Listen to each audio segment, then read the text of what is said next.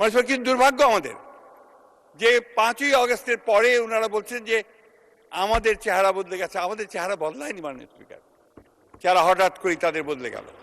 হঠাৎ করে মনে হলো যে তারা ক্ষমতায় যাওয়ার জন্য একটা ইঙ্গিত পেয়ে গেছেন এবং ক্ষমতায় যাওয়ার জন্য সবকিছু তৈরি হয়ে গেছে।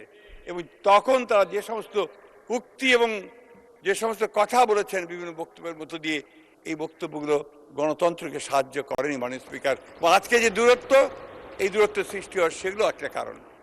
আপনারা এই নির্বাচনকে অস্বীকার করছেন, আপনারা এই নির্বাচনকে বলছেন যে ইঞ্জিনিয়ারিং করা হয়েছে। এটা কেউই মেনে নেবে না মাননীয় স্পিকার, মেনে নেয়নি, এই দেশে মানুষ সেটা মেনে নেবে না।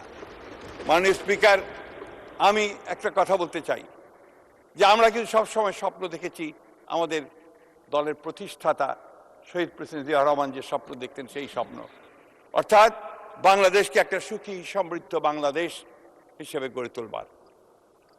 ওনারা যখন সংস্কারের কথা বলেন এবং আমাদেরকে সংস্কার বিরোধী বলে চিহ্নিত করবার চেষ্টা করেন, পোস্টার নিয়ে এসেছেন অনেকে এখানে, এই পার্লামেন্টেও বলেছেন যে আমরা সংস্কার চাই না।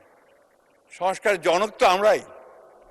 শহীদ প্রেসিডেন্ট জিয়া রহমান প্রথম, তিনি একদলীয় শাসন ব্যবস্থা থেকে বহুদলীয় গণতন্ত্রে নিয়ে গিয়েছিলেন।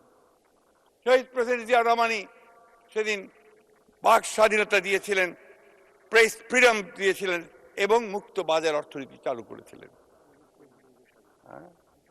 এবং বিচার বিভাগের স্বাধীনতাকে তিনি নিশ্চিত করেছিলেন এবং গণমাধ্যম স্বাধীনতা অবশ্যই দিয়েছিলেন।